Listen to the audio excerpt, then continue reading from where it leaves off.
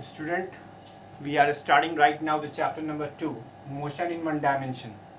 इसका जो पहला पार्ट है some terms related to motion. The first part is some term is related to motion. इसके अंदर हम लोग क्या सीखने वाले हैं? इसके अंदर हम लोग मोशन से रिलेटेड टर्म्स के बारे में सीखेंगे. मोशन से related term distance, displacement, velocity, acceleration. ये ये मोशन से रिलेटेड टर्म है और इस टॉपिक में हम यही डिस्कस करने वाले हैं. लेकिन उससे पहले हम एक फिजिकल क्वांटिटी की क्लासिफिकेशन और आपके सामने करना चाहते हैं. जैसे कि हमने एक बार फिजिकल क्वांटिटी की क्लासिफिकेशन आपके सामने करी थी, फंडामेंटल और बेस. उसी तरीके से यहाँ पर एक और क्लासिफिकेशन है. वो क्लासिफिकेशन यूनिट के टर्म्स में थी. ये क्लासिफिकेशन डायरेक्शन या बिना डायरेक्शन के टर्म्स में है. तो ब्रॉड सेंस में फिजिकल क्वांटिटीज को दो क्लास में क्लासिफाई किया जा सकता है, स्केलर्स और वेक्टर्स. ठीक है, स्केलर्स वो फिजिकल क्वांटिटीज होती हैं जो सिर्फ अपने मैग्नीट्यूड से ही एक्सप्रेस हो जाती हैं. जैसे कि आपने कहा मेरे हाथ में 5 किलोग्राम आलू है, या आपने कहा मेरे पास 3 लीटर मिल्क है, या आपने कहा कि मेरा एरिया घर का 500 मीटर स्क्वायर है. ठीक है, तो अब आप जरा गौर से ये देखिए, गौर से समझिए कि we need not any direction to express these physical quantities. We simply express the numerical value and the unit in which that physical quantity is measured. That's why this is called scalars. तो scalar physical quantities को express करने के लिए हमें सिर्फ दो parameters चाहिए होते हैं. एक उसका न्यूमेरिकल वैल्यू, दूसरी उसकी यूनिट. तो 5 किलोग्राम जिसे हमने मास का एग्जांपल लिया हुआ है, तो m is equal to 5 kilogram. ठीक है, अब इसको एक्सप्रेस करने के लिए दो पैरामीटर जो चाहिए वो कौन कौन से है? एक तो यूनिट और दूसरा न्यूमेरिकल वैल्यू. राइट, अब वी विल रिक्वायर. अब स्केलर्स को तो हमने आपको समझा दिया, एक बार फिर से समझ लो. जब भी तुमसे कहा जाए जा रहे हो, तो हाँ. अगर कहाँ का वर्ड नहीं आया तो इसका मतलब आपसे डायरेक्शन नहीं पूछी गई. जब डायरेक्शन नहीं पूछी गई तो अब कहीं आप जा रहे हो, कोई मतलब नहीं हमसे. तो हम सिर्फ डिस्टेंस अच्छा पूछेंगे. अच्छा, जहाँ जा रहे हो कितनी दूर है? 500 किलोमीटर है, 600 किलोमीटर है, या 500 मीटर है. तो ये जब आपको कहाँ का वर्ड किसी फिजिकल क्वांटिटी को एक्सप्रेस करने के लिए ना जरूरी हो तो आप उसे स्केलर कहोगे. इसी तरीके से वेक्टर्स की बात करते हैं. वेक्टर्स वो फिजिकल क्वांटिटीज होती हैं जिनको रिप्रेजेंट करने के लिए हमें मैग्नीट्यूड के साथ साथ उसका डायरेक्शन भी बताना पड़ता है. अब जैसे हमने example, physical quantities require the magnitude as well as direction to express them are known as vectors. फिर से सुनो, what is this? Physical quantities requires the magnitude as well as direction to express them are known as vectors. जैसे हमने कहा कि I am moving with 5 meter per second in the direction of east. तो अगर हम किसी physical quantity को direction भी असाइन कर दें, बेटा मैग्नीट्यूड और न्यूमेरिकल वैल्यू से तो फिजिकल क्वांटिटी एक्सप्रेस होती ही है. How will you differentiate between the scalars and the vectors? If you require a direction, then it is vector. If you doesn't require to express a direction, then it is scalar. Right? तो हमेशा याद रखिएगा, आपके level पर जबकि आप 11th में आओगे तो हम वेक्टर की टेस्टिफाई करने के लिए दो और रूल बताएंगे. बहरहाल 9 के सिलेबस में इतना ही है कि एक फिजिकल क्वांटिटी वेक्टर हो जाएगी अगर हम उसकी डायरेक्शन और उसका मैग्नीट्यूड बता दें. Physical quantities require the magnitude as well as direction to express them are known as vectors. For example, b is equal to 5 metre per second इस डायरेक्शन. ये हमने एक एग्जांपल लिया है कि हमारी चाल, हमारी वेलोसिटी ईस्ट डायरेक्शन में है, कितनी है? 5 मीटर पर सेकेंड. तो कि हमें किसी वेक्टर को रिप्रेजेंट करने के लिए, एक्सप्रेस करने के लिए 3 चीजों की जरूरत पड़ने वाली है.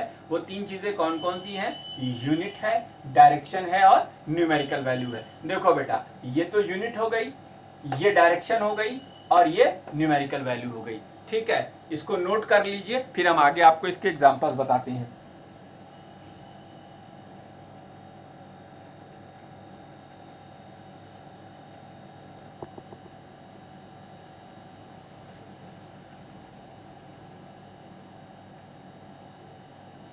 अब बच्चों जो तुम्हारी किताब के दो पहला पेज है उस पर जो बहुत सारी बातें लिखी हुई हैं उनका पूरा मैंने आपके इस स्क्रीन के ऊपर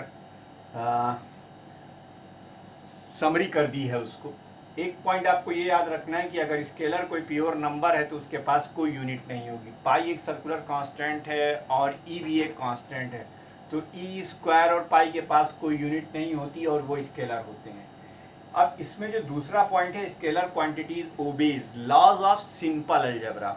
बच्चों सिंपल अलजेब्रा आपने 6, 7 और 8 के अंदर किया हुआ है। Addition, subtraction, multiplication and division, ये चारों कलेक्टिवली सिंपल अलजेब्रिक ऑपरेशंस कहलाते हैं। इसमें हमेशा 2 + 2 4 होता है और हमेशा 2 - 2 0 ही होता है। ठीक है, यानी जब भी आप वो करोगे, या इस सेंस में कह सकते हो कि अगर हम डायरेक्शन को रिगार्ड नहीं देते चीज़ों को जोड़ते वक्त या चीज़ों को घटाते वक्त, तो या डिवाइड करते वक्त या मल्टीप्लाई करते वक्त, तो चीज़ों की डायरेक्ट अगर फिजिकल क्वांटिटीज़ की डायरेक्शन रिगार्ड में नहीं ली जाएगी तो फिर वो अलजेब्रिकल ऑपरेशंस होंगे। और अलजेब्रिकल ऑपरेशंस स्केलर क्वांटिटीज़ के साथ होते हैं। मिसाल के तौर पर जैसे आपके पास एक पॉइंट है, उस पॉइंट से आपने 3 वायर्स निकाल रखे हैं। ठीक है, एक वायर से 3 एम्पेयर की करंट आ रही है, एक वायर से 4 एम्पेयर की करंट आ रही है, एक वायर से 5 एम्पेयर की करंट आ रही है। तो उस पॉइंट से फिर एक और वायर आगे की तरफ जा रहा है, तो उस वायर जो आगे वाला वायर उस पर कितनी करंट जा रही होगी? 3 + 4 + 5। अब वायर आप चाहे कितना टेढ़ा मेढ़ा कर दो, अगर उसे आपने एक पॉइंट से कनेक्ट करके रखा हुआ है तो आपको आगे जाने वाले वायर में एक ही करंट मिलेगी। देखो इसको ऐसे समझ लेते हैं, ये वाला वायर और ये वाला वायर। हालांकि मैंने तीर का निशान इसलिए दिखाया ताकि आपको समझ में आ जाए कि करंट ऐसे ऐसे फ्लो कर रही है, 3 एम्पियर, 4 एम्पियर और 5 एम्पियर। तब भी आपको करंट कितनी मिलेगी? 4, 3, 7, 5, 12। या फिर आप वायर ऐसे लाओ, ऐसे लाओ, ऐसे लाओ और ऐसे ले जाओ, यानी ये तीनों यहाँ पर आए और इनको अलाउ किया गया सिर्फ इस डायरेक्शन में जाने के लिए, तब भी आपको आंसर कितना मिलेगा? 12। जबकि आप इन 3 वायर्स की ओरिएंटेशन इसमें और इसमें देखिए डिफरेंट है। ठीक है, लेकिन चूंकि डायरेक्शन का सेंस अगर एडिशन सब्सट्रैक्शन में नहीं लिया जाएगा तो वो फिर सिंपल अलजेब्रा के लॉ को ओबे करेंगी। और स्केलर क्वांटिटी जब भी जोड़ी, घटाई, डिवाइड या मल्टीप्लाई की जाती हैं तो वो सिंपल अलजेब्रिक ऑपरेशन को ओबे करती हैं। उसके बाद हमने कुछ एग्जांपल्स लिखे हुए हैं। मास आपको मालूम है, लेंथ भी आपको मालूम है, टाइम भी आपको मालूम है, एरिया क्या होता है, volume, speed, density, temperature, distance, work, energy, power. अब तुमको एक सीक्रेट बात बताऊं, मैंने आपसे स्केलर के डिस्कशन में पहले ही कह रखा है कि बच्चों स्केलर क्वांटिटी कैसे बताओगे। स्केलर क्वांटिटी बताने के लिए आपको 2 चीजें बतानी है। क्या? एक तो उसका मैग्नीट्यूड बता डालो और दूसरे आप उसका यूनिट बता डालो, बस। ठीक है, तो अगर कहाँ का वर्ड नहीं आया, यानी डायरेक्शन का रिगार्ड हमने नहीं दिया, डायरेक्शन को हमने नहीं लिया, तो वो सारी की सारी फिजिकल क्वांटिटीज कैसी हैं? वो सब स्केलर्स हैं। ठीक है, अब इसमें जो चौथा पॉइंट है वो जरा टेढ़ा पॉइंट है। Vector quantities obeys laws of vector algebra. तो अब तक आप बचपन से, जब से आपने मैथमेटिक्स पढ़ना शुरू किया है तो आपको 2 + 2 4 ही सुनाई दिया होगा। ठीक है, लेकिन वेक्टर अलजेब्रा के अंदर 2 + 2 4 तो होता है, लेकिन 2 + 2 0 भी हो सकता है। और ये कैसे होगा? ये बिल्कुल होगा। अब मिसाल के तौर पर तुम्हारे पास एक सेब है या तुम्हारा एक बहुत खूबसूरत सा पेंसिल बॉक्स है, उस पेंसिल बॉक्स को तुम्हारे एक दोस्त को लेना है। तुम कह रहे हो कि ठीक है, अगर तुम्हें दम हो तो लेके चले जाओ। अब एक तरफ से तुम पेंसिल बॉक्स को पकड़ोगे, एक तरफ से वो पेंसिल बॉक्स को पकड़ेगा, दोनों एक खींचातानी करोगे। अगर सपोज करो कि दोनों की पार बराबर है, दोनों की पार क्या है? बराबर है, दोनों बराबर फोर्स अप्लाई कर रहे हैं, तो रिजल्टेंट क्या होगा? ना पेंसिल बॉक्स उसको मिलेगा, ना उसको मिलेगा, ना तुमको मिलेगा, ना उसको मिलेगा। तो इसका क्या मतलब हुआ? क्या आपने फोर्स नहीं अप्लाई किया? फोर्स अप्लाई किया, लेकिन डायरेक्शन का सेंस आ गया, तो फोर्स म्यूचुअली एक दूसरे के इफेक्ट को कैंसिल कर ले गए, इसलिए वहां पर कोई रिजल्टेंट नहीं आया। ठीक है, तो यही है वो लॉ की 2 + 2 अगर 4 हो सकता है तो 2 + 2 0 भी हो सकता है। यानी अगर 2 वेक्टर क्वांटिटी एक डायरेक्शन में दिखाई देंगी तो उनका रिजल्टेंट इफेक्ट जो होगा वो दोनों को ऐड करके आएगा, और एक फिजिकल क्वांटिटी दूसरे फिजिकल क्वांटिटी के अपोजिट डायरेक्शन में होंगी तो उसका रिजल्टेंट उनको सब्ट्रैक्ट करके आएगा, जबकि वहां पे साइन प्लस का ही बनाया जाता है। और दूसरी बात बता दूं, वेक्टर अलजेब्रा में बेटा डिवीजन माने नहीं रखता, डिवीजन का मीनिंग होता ही नहीं वेक्टर अलजेब्रा में, ठीक है। वेक्टर अलजेब्रा बेसिकली एडिशन और मल्टीप्लिकेशन के लिए होती है। इसके बारे में हम आपसे बहुत ढेर सारी बातें करेंगे और पूरा एक चैप्टर पढ़ेंगे इस लॉ पर, वेक्टर एनालिसिस, जब आप इंशाल्लाह क्लास 11 के अंदर आओगे। तो ये बेसिक है फिजिक्स का। फिलहाल आप ये जान लो कि ये वेक्टर क्वांटिटीज वेक्टर अलजेब्रा को फॉलो करती हैं और वेक्टर अलजेब्रा में दो ही चीजें होती हैं, या तो एडिशन होता है और या तो मल्टीप्लिकेशन होता है, ना वहां डिवीजन नहीं होता। और सब्सट्रैक्शन के लिए आपको मैंने बता ही दिया कि सब्सट्रैक्ट कैसे होते हैं।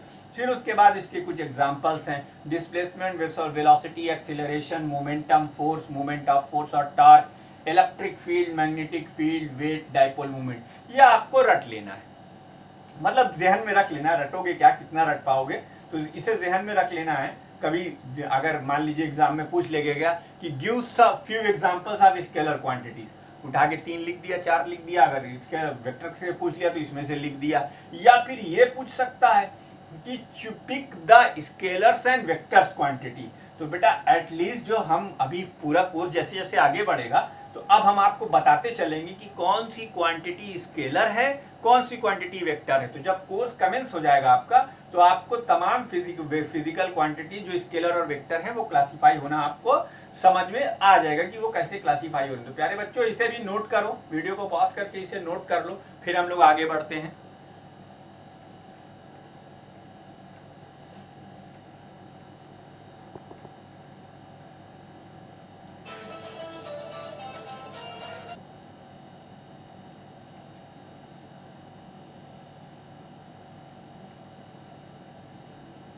तो इसके आगे अब हम लोग शुरू करेंगे मोशन से रिलेटेड टर्म्स के बारे में बात करने के लिए। रेस्ट, पोजीशन ऑफ रेस्ट क्या होती है।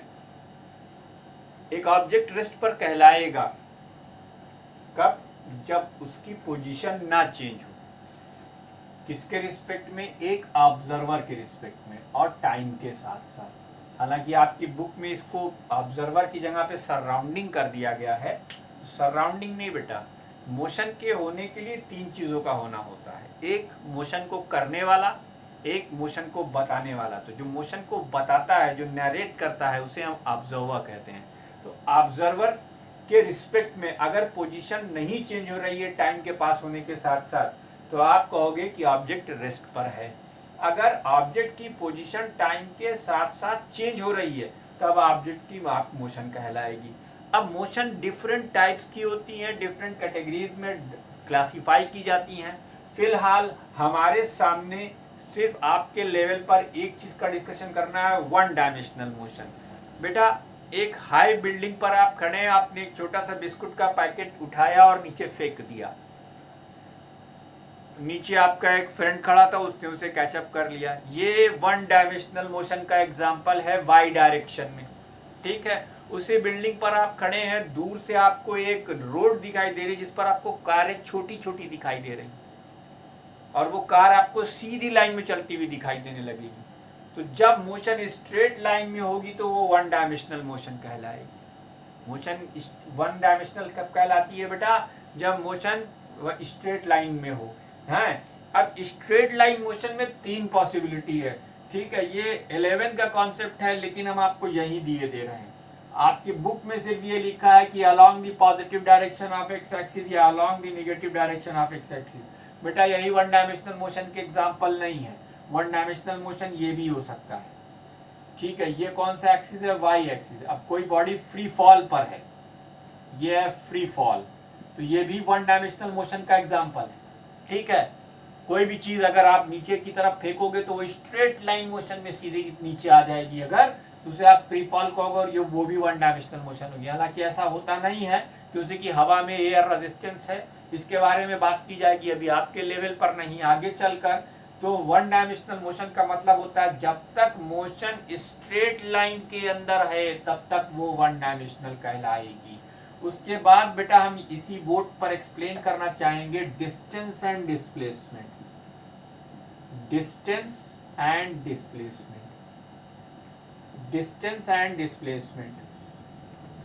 डिस्टेंस बच्चों देखो, जैसे मान लो तुम्हारा घर है अमीनाबाद में, तुम्हारा स्कूल है कैसरबाग है, अब तुम नदीराबाद के रास्ते से जाओ तो डिस्टेंस कुछ और ट्रैवल करोगे, तुम अगर आनंद चौराहे के रास्ते से जाओ तो डिस्टेंस कुछ और ट्रैवल करोगे, शुभम से घूम घाम के चले जाओ तो डिस्टेंस कुछ और ट्रैवल कर जाओगे हैं, और कोई मान लो परिवर्तन चौक से घूम के हजरतगंज होते हुए आए तो तुम कुछ और डिस्टेंस कवर करोगे, है ना। तो डिस्टेंस की डेफिनेशन क्या है? What is the definition of the distance? The actual path length, सुनो मैं बोलूंगा लिखूंगा नहीं यहाँ, the actual path length travel by the object between its initial and final position is known as distance. The actual path length traveled by an object between its initial and final position is known as distance. इसका क्या मतलब हुआ कि A और B के बीच में 4 different distances हो सकती हैं, है ना। डिस्टेंसेस में be different between initial and final point, ये आपको नोट करके रखना है। मैं डिक्टेट भी करूंगा आप, क्योंकि इतना ज़्यादा लिखते लिखते हमारी हालत खराब हो रही है, तो प्लीज़ थोड़ा सा कोऑपरेट कीजिए, धीरे धीरे सुनिए हम क्या बोल रहे हैं। What is distance? Distance is the actual path length travelled by the object between the initial and final position. There may be different distances between the same initial and final position. And what is displacement? Displacement is the straight line distance between the initial and final position. What is displacement? Displacement is the straight line distance between the initial and final position. इसे आप क्या कहेंगे? Displacement कहेंगे, ठीक है। या the shortest possible length between the initial and final position. The shortest possible length between the initial and final position of the object is known as displacement. बेटा अगर ऑब्जेक्ट या ट्रैवल करने वाली बॉडी A से B इस रास्ते से जाए या ना जाए कोई फर्क नहीं पड़ता, डिस्प्लेसमेंट एक यूनिक वैल्यू है। क्यों? क्योंकि डिस्प्लेसमेंट एक वेक्टर है और उसकी हमें डायरेक्शन बतानी पड़ेगी। देखो हम इन चारों की डायरेक्शन ना भी बताए तो चलेगा, जैसे तुम अब स्कूल इधर से जाओ, इधर से जाओ, इधर से जाओ, इधर जाओ, तुमसे कोई नहीं पूछने वाला। लेकिन तुम्हारा पेरेंट अगर तुम्हारी खबर लेना चाहे कि मेरा बेटा स्कूल पहुंचा है या नहीं, तो वो क्या करेगा? वो सीधे इन्हीं को तो फोन लगाएगा तुम्हारे स्कूल कि भैया मेरा बेटा उत्कर्ष आया है कि नहीं आया है। तो आपका तो उसको मालूम है ना कहाँ फोन लगाना है, कहाँ का वर्ड आ गया ना, तो कहाँ के वर्ड का मतलब वेक्टर। जबकि इसमें तुम्हारी मर्जी है, तुम ऐसे भी जा सकते थे सीधे सीधे रास्ते से, यानी उड़ के डोरेमोन की तरह यहाँ पे पंखा लगा के उड़ जाते घर से और सीधे स्कूल पहुंच जाते। ऐसा तुम नहीं कर सकते, तुम्हें या तो नजीराबाद होके जाना है, या तो आपको आनंद होके जाना है, या तो आपको शुभम होके जाना है, या तो परिवर्तन होके जाना है स्कूल। तो डिस्टेंस डिफरेंट हो सकती है इनिशियल और फाइनल पोजीशन के बीच में, जबकि डिस्प्लेसमेंट हमेशा यूनिक रहेगा और वो शॉर्टेस्ट पॉसिबल लेंथ होगी। इसको नोट कीजिए, हम आगे इसकी डेफिनेशन चलिए लिख देते हैं आपके लिए।